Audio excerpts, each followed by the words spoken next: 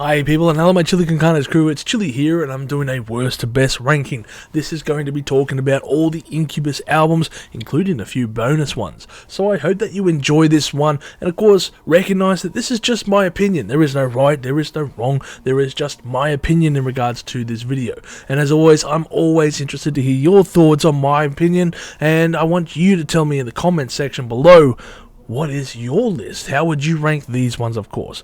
So, let's get into this and begin with the worst album that I think, in my opinion anyway, I suppose, Incubus has ever released. Let's go with the worst. To start things off, we're going to be talking about the last record that Incubus has ever recorded, and that record, of course, is going to be 8. This album, I have just tried so many times to get into this one. I've played it so many times coming back to it, and I can never get past the first 2 or 3 hour tracks. It's so boring. It's such a dull record, and it's just really annoying to try and get through it. It feels like a chore. It feels like homework to go and sit and listen to this. Incubus should not feel like that. Incubus should be fun. Incubus should be held. It should be so much more. But there is just something, I don't know, there is something missing here on 8 that I just feel isn't right, and it just does not click at all.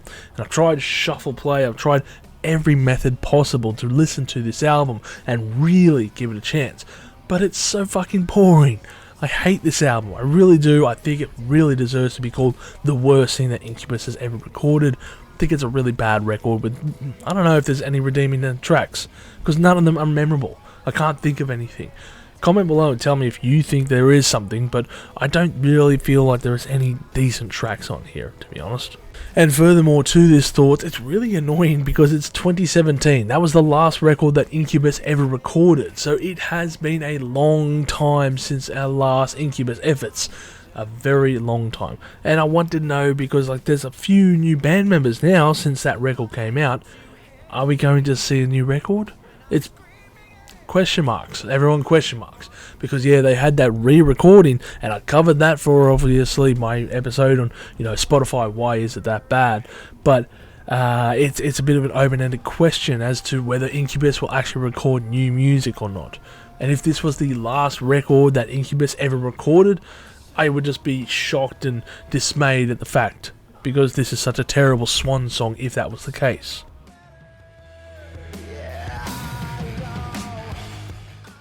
The next one on the list is going to be the album If Not Now, When. And again, this just follows the same suit as the previous one I just mentioned with 8. It's just a boring and bland record. It's a little bit more fun, obviously, because it ranked higher. But again, it's kind of like, the last few efforts that Incubus had done, it's just seen them go down this weird, slippery slope of we don't care. And it's really disappointing because, Incubus, massive band, of course, back in the day. Massive. In the late 90s and early 2000s, and to see them become almost obscured by the fact that they are no longer remembered outside of their generation, it seems so odd. It's such a weird twist, but here we are. So it kind of poses the question as well again that I just mentioned before. Are we going to see a new frickin' album? If not now, then when? This is the question that I'm asking Incubus people, because yeah, this album, the album cover, as you can see here, this is how it feels listening to this record. I'm walking on a tightrope over a grayscale background. It's boring, it's bland, there is just very, very little fun in this record, and yeah, I can't really, again, think about it. I just don't return to these 2 albums at all, especially what's coming up later on. I would prefer any other album besides these 2, because there is just no reason to go back and listen to these 2 records.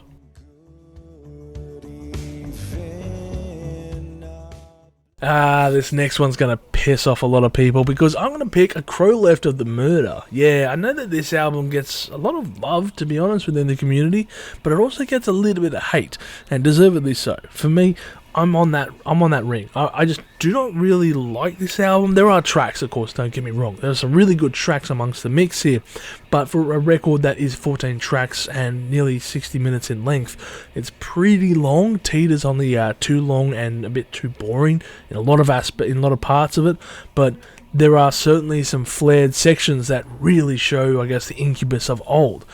I remember I got this album, of course, I did from the library. This is the massively influential library of, many, many albums of my youth.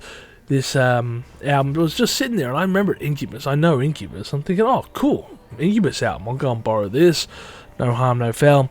I'm listening to it. You get through like the first couple of tracks, which aren't too bad. Megalomaniac, very decent opener.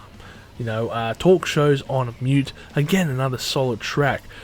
But after this, after like the first, 4 tracks, it just doesn't really feel right. The devil, or whatever that is, like, I don't know. I don't really like it. Sick, sad little world. Pistola. These just don't vibe with me, and it becomes a very grimy, very boring album. It's like I was saying, pretty much it's the first 4 tracks here that are decent, and then it just takes this sharp dive, and it's the rest of the album that just takes it off the cliff and just does a Thelma and Louise almost, but not for the glory. It's just pure carnage at the end of the day. 14 tracks. You could have made this 4 tracks, an EP, and it would have sounded pretty damn impressive, but you didn't. It's a crow left of the murder, and unfortunately the murder is, well, Incubus, because, pretty much everything they did after this was going to be, not as good, with the exception to maybe 1 or 2 albums, which will come up a bit later on. But, it was not that great of an album. Then, we'll briefly talk about the album cover as well, which I thought was always interesting, but not my... I didn't particularly like it. I thought the outlets of the shadow of the band themselves amongst this coloured mix was very polarising. It's a cool looking design, but I never really enjoyed it. I figured that there was a lot of other stuff that the band had done for their artworks, and this one was a very big contrast. And even for future releases, I guess, this was a very big contrast compared to it. It felt like a bit of a rip-off to something like Soulfly or something, that was around about this. If you look at the Soulfly album, around about this time as well, I think it's Soulfly 3 or the 4th album that they did. It's very similar in the design and colours palette in particular. So, you can obviously think about that as you will, but Crow Left of the Murder just doesn't really do it to me, unfortunately. And there was only a very few tracks that I enjoyed, but it was far outweighed by the tracks that I just did not enjoy. So yes, it gets a very low ranking on my list, but it's where it sits.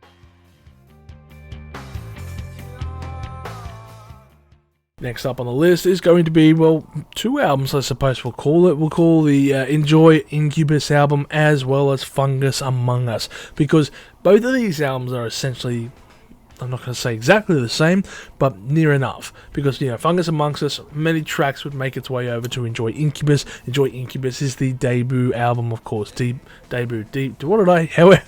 pronounced it wrong. Debut album by Incubus. So, Enjoy Incubus, it just shows the band that are really, what they're going to be moving forward, this kind of funk metal act. But it's very, very early days for the band, I should say.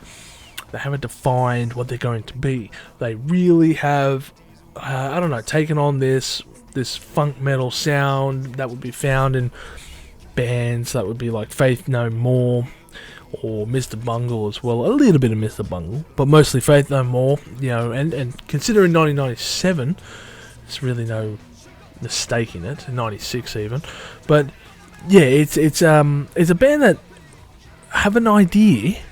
It's just not incredibly defined. That's probably the best way I can really describe it. And you get that with a lot of debut albums. You really do. You got a band that have the energy, they have an idea, but here it comes, and then by the time it gets to the second album, that's when they'll really hit the ground running and make things work. And Enjoy Incubus is a very interesting album. I like it. I don't come back to it often. There are certainly some intriguing tracks like You Will Be a Hot Dancer and Take Me to Your Leader. But compare it to these previous records, and it's 2 dichroic opposites. It's so very, very, very different.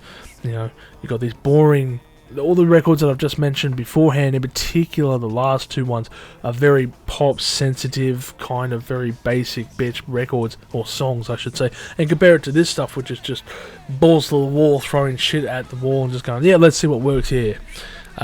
Yeah, so they kind of got that early Red Hot Chili Peppers mix, the Faith No More stuff, Living Colour to a degree, and yeah, it's a decent record. Go back and listen to it if you haven't in a while, because highly recommend that. You know, there's a few tracks here that you'll probably go, yeah, that's damn pretty, that's damn cool, I like that. So yeah.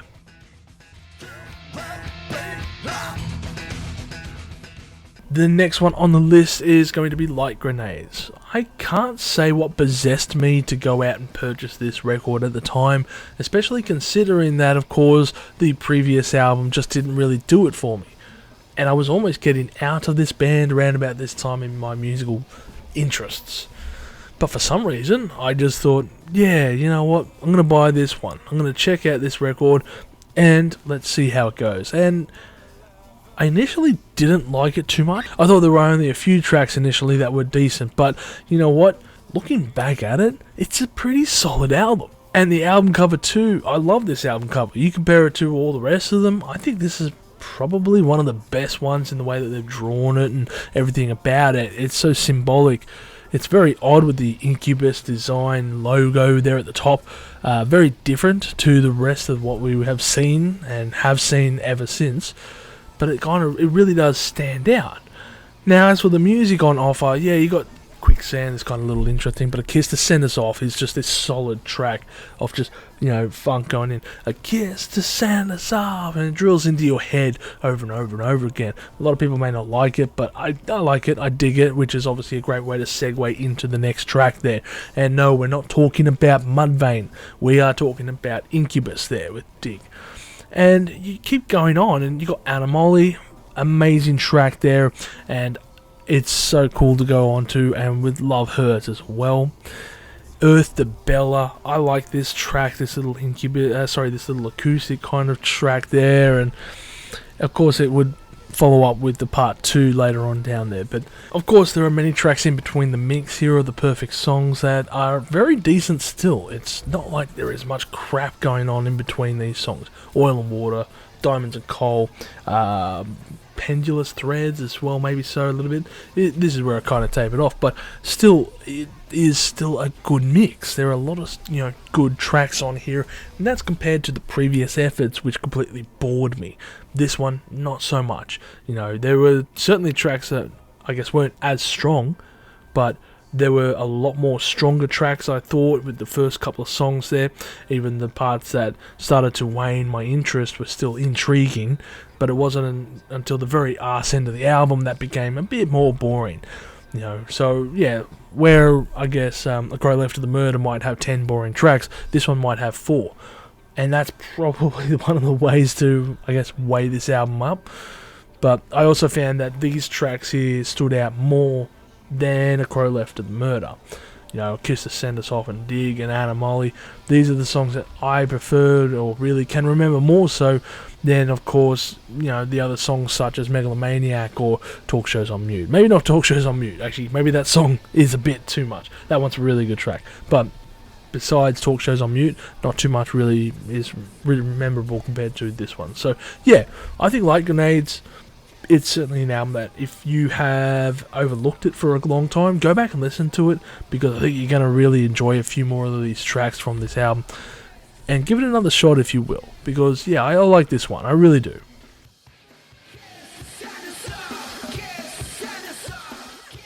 The next up on my list is going to be, I guess, a record that maybe is a little bit of a cheat, but also one that very few Incubus fans may actually recognise or remember. And that's going to be the Halo 2 soundtrack. Because yeah, that's right, Incubus were on the Halo 2 soundtrack. In fact, they were a major component of that. They recorded 4 tracks for this record, out of the 21, of course, that were recorded, but it's actually majority of the material on here. They had Follow, and this track is just massive. Follow is the first movement of the Odyssey. There are 4 movements in this Odyssey, and it's some 30-minute long track. Now, I guess it's open to interpretation as to whether or not this is one large song or is supposed to be multiple sections that were meant for the video game or not. I like to think it was, a long track. Possibly the 4 that were meant to design and be mixed in amongst each other. But it's Incubus at their, I guess, probably one of the most creative periods of their life. It's such an intriguing listen because it's nothing like what you would hear Incubus doing on anything else, on any other album, and it is just so cool. This would have been recorded shortly around the time, or if not before, A Crow Left of the Murder, so it serves as a very big stark comparison compared to, of course, what they did on that record. But, like I said, it's nothing pop related. It's just them being the band. And they're like, alright, you know what? You get to do what you want to do for this one. You get to make the music that you want. And yeah, it's a very intriguing listen. It's not easy to digest at all. It's certainly a difficult composition for the band to have, replayed. It's a very difficult composition for you to comprehend. So, I don't know if the band has ever performed any parts of it, but I definitely remember this in Halo 2 when I first played it, and that's what stood out to me, because I remember, I'm playing the video game, and the next second, this song comes on, Follow, and hopefully I got it playing in the background right now for you, and I'm thinking to myself, this sounds very familiar. This sounds like Incubus, and sure enough, I, did a search and found out that it was. So I was absolutely mind-blown that this legendary video game, of course, had some legendary talent. It was almost unheard of for a game, a first-person shooter, I should add, to have musicians like this. Because, yeah, you had GTA and all those video games, which kind of felt natural for big names to be part of their universe, because you're listening to them in the radio for your car. It makes sense for that. But when you're going to Halo and a first-person shooter, you always had these original compositions, and these compositions were hit and miss. But then you had these compositions that were written by bands, very big famous bands, for the video game. It was just different. It was very different for its time, and Halo 2, I guess, is groundbreaking in many ways. And this is just another way that they really were groundbreaking for the industry. Quake was probably the original contributor when it came to this, with Trent Reznor writing the record. But yeah, this is still a very interesting listen. So if you haven't gone and heard this album, I highly recommend you do. But keep a very open mind, because if you are expecting Incubus to be Incubus, you're not going to find it here. It's Incubus being experimental. It's Incubus being very weird, and I love it. It's an intriguing mix. So go forth and listen to it. You can probably find it on any Halo 2 soundtrack. Look for the blue one, not the purple coloured one. So yeah, go check it out, man. If you ever listen to this one, really recommend you go and check it out, because it's such a weird record.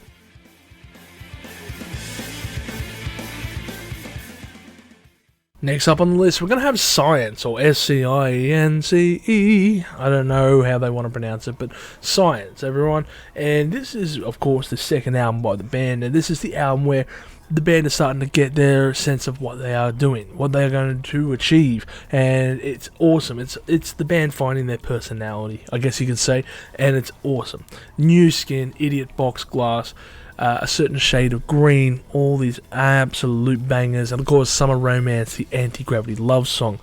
It's just such a great album. I love this one. It's so weird and eclectic, especially for around about this time of the music career in general, I guess in the 90s in particular, but it's such a really cool album, and I just I love that face on the front of it. Obviously, it is a callback to the earlier album, but it's just, here we go, with this sciencey background, the whole the chemistry charts in the back, with the symbols and whatnot, and what appears to be the desert there, and the whole coloring scheme. It's cool. I just really dig this whole thing, and I love it.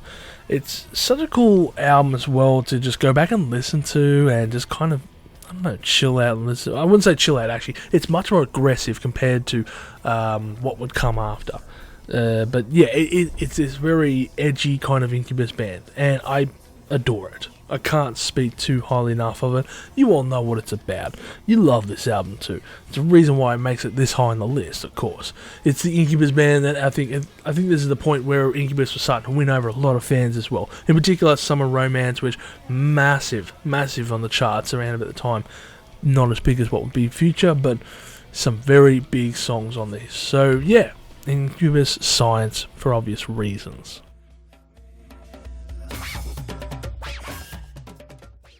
Up next is going to be Morning View 23. Now, I've discussed this, of course, in my episode of 5-minute reviews, which ended up being 20 minutes in length almost. But that was mostly because of my rant in regards to Spotify. But this is where Morning View 23 would sit. I have it ranked a bit high up as well. I do like the changes that they've made. I think there's some pretty interesting changes amongst various tracks, which are definitely better than the mix that they originally had. And, you know, it plays out well. Sorry. It plays out well on tracks like, I think it was Echo or Are You In?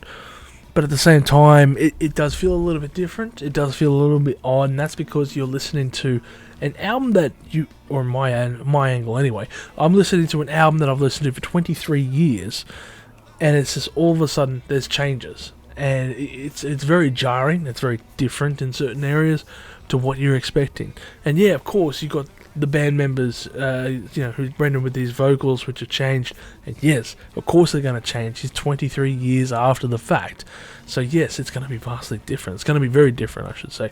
And it's cool. I think it's a really cool idea. But at the same time, I'm weighing it up going, was it necessary? Was it that different? And that answer, it's not that different. I think there were certainly tracks that they'd done well in their differences, but I think I would honestly prefer them to do a live recording of this whole album and maybe have a remastered edition of the original and stick that as the bonus album, because I think that is better than this. But I understand, of course, them coming back and just redoing this whole album. Because at the end of the day, if you were listening to Morning View 23, the money goes direct to Incubus rather than to Sony or whoever it is that owns Morning View. I think it's Sony. So yes, you are really directly funding the band, and it's certainly one way to do it. It's certainly one way to cut out the middlemen, and I applaud them for doing so, because it's certainly a very creative way in, I guess, honouring your old material. But at the same time, it is a bit lazy. There's no bullshit in that. There's no charades in regards to it. If you're going back and doing a live recording, it won't take long because you've been doing that for years. You have been doing it for your entire life performing this. So, yeah, it's a cool album. I'm not going to hate on it for its existence.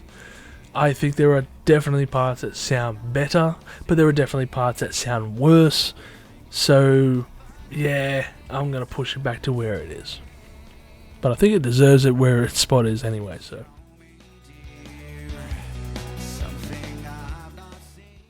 Yeah, top 2, here we go. And the second spot is going to be, again, probably going to get my ass kicked over this, but Make Yourself is going to be the record in my number 2 spot, and for a reason. Make Yourself is a fantastic album. Make Yourself is, from start to finish, actually, it is probably one of the best albums that the band has ever done. Obviously, there's number 1 for a reason. But I think Make Yourself is vastly different to what would be coming up later. And I love it. It's certainly got a lot of tracks that a lot of fans are absolutely going to love. Especially that one track in particular, Drive. It was the song that really blew them up and made them absolute household names in the industry. In fact, it's pretty much the reason why this album really did so well, because obviously that video clip was one to be remembered. It was certainly very iconic and very well directed. It's probably one of those better 90s, video clips that was out there, along with, say, Korn, Follow the Leader. So, sorry, Freak on a Leash, I should say, with that bullet going through slow motion.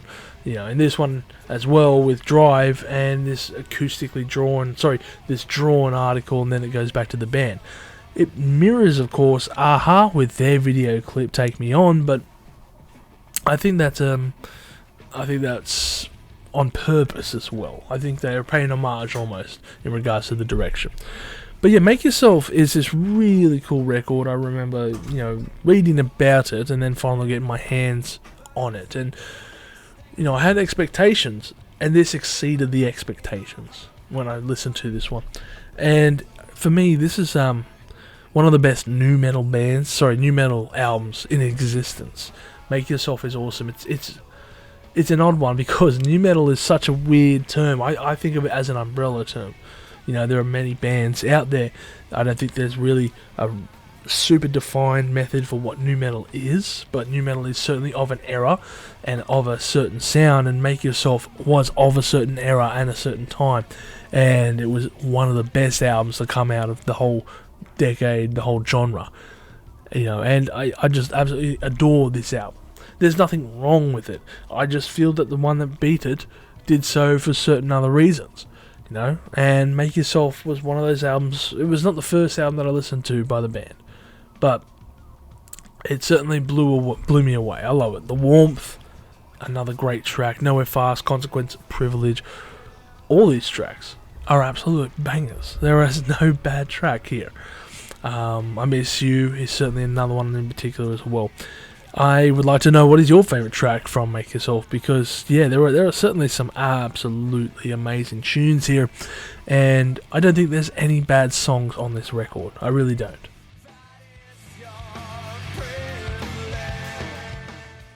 The number one spot is going to be for the original Morning View. Yeah, that's right. Yeah, I guess you could say I threw you for a loop there when I did Morning View 23, but I made sure to specify what I said when I put it down there. So this is Morning View, the original record that was released all the way back in, 2001? Yeah, 2001. And I remember this record. I remember it when it came out. It was massive.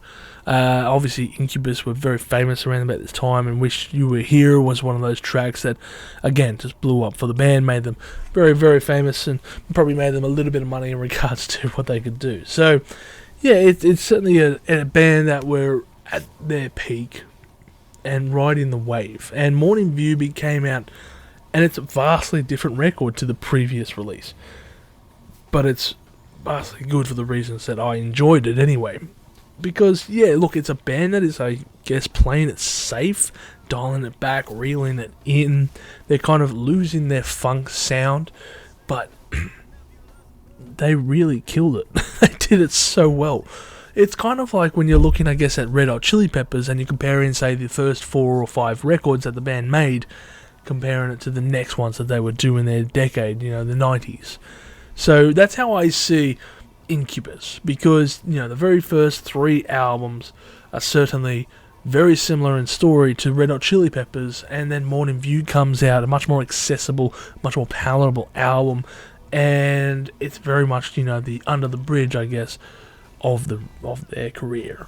Blood Sugar Sex Magic for certain aspects of it. It's a great record, and it's the first one that I discovered by the band, and that is why it is first on my list, because I am so nostalgically attached to Morning View. There is not one track that I hate. There is not one track that I find is good. They're all amazing. Every single song is so ingrained in my head that I just adore this record from start to finish, and I come back to it often. And I think that album cover, it just perfectly surmises my feelings. It feels like, well, it's this epic morning view upon this beach. You're looking down, seeing the waves crashing, you can see that little sun glistening. It's going to be a good day. And that is essentially how I feel about this album. You can play this one in the morning for something, and I'm just going to be in a good mood for the rest of the day. It's such a kick-ass album. I love it. I don't care what people have to say, it's not funk enough or whatever, it's too commercial, it's too pop, the band sold out. Don't care. Love it. I don't really care what you have to say about it. Morning View is a great album by the band. Nothing can change my mind. Now, of course, there are some interesting songs here, like Mexico, which is this weird little acoustic track.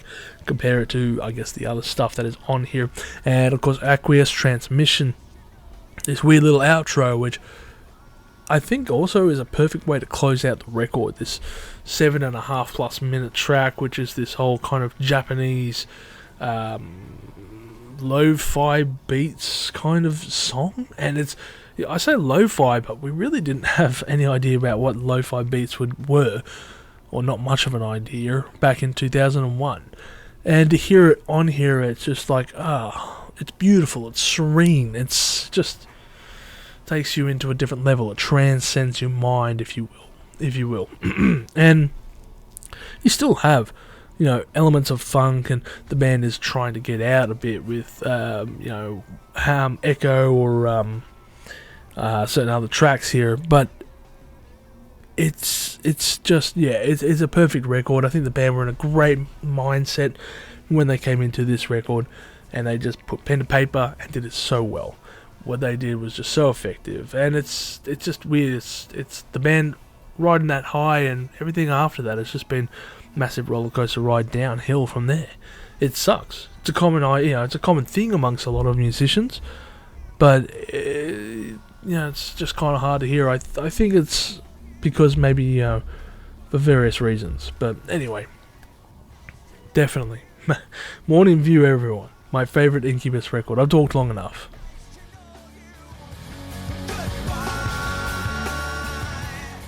So that is my list in regards to Incubus and my favourite albums ranked from worst to best. And I would be, of course, curious to hear your thoughts. What do you think of my list? Or what is your list? And tell me as well, when you're ranking them, whether this is the top, whether this is worst, or whether this is best when you're ranking them. It can be confusing sometimes when I read these things. This is a band, obviously, that we feel passionate about, and I feel passionate about as well, but it's interesting to see. I guess the band hasn't really had anything famous or anything big since 2006, we'll say. And I don't think that is for any... I think they're a band that really, when they went downhill after 2004, it was in particular, because it was a band stuck in that era. When you're writing music of the funk metal, that whole thing of the era, I guess is what I'm trying to say. This band is of its era, and it's almost stuck there, and it's a bit unfortunate. They tried to, I think, make a move when they did Morning View, but I just don't think they pushed the envelope or captured the attention, I guess, with the follow-up album either. So yeah, it's a band that I would love to see just release a new album. I would love to see them release new material, if not an EP, because I think that they have potential. I do. But I don't know about as far as an album. Maybe they should do an EP instead. Just keep it to a 4-track EP, very basic, maybe even a single or two, and just see how it goes. Because new stuff from the band would be appreciated, would be interesting, but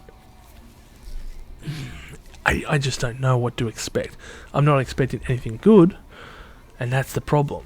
So maybe focus on 1 or 2 songs or 4 songs rather than trying to write an entire record. But at the end of the day, I think the band's probably going to come out and do Make Yourself, 25 or something like that, because I think they're going to see some success when they tour Morning View. And I do think they're just going to remaster all their original material, because that's where their fame was. They'll re-record, I should say, their material, tour, and get money again. And they'll just keep doing this for a while until they eventually decide to split up. And I think they're going to be stuck in that loop. I don't think they're going to record any new material, but here's the hoping anyway. So anyway, you have a great day, everyone out there, and make sure to subscribe if you've enjoyed this stuff, and do all the socials as well. If you've enjoyed this content, make sure to smash that like button, subscribe to us, and stay notified for future music related content, because it keeps our manager happy at the end of the day. We are also on Discord, Instagram, Facebook, and all those other social platforms if you want to check us out. As always, people, you have a great day and stay spicy.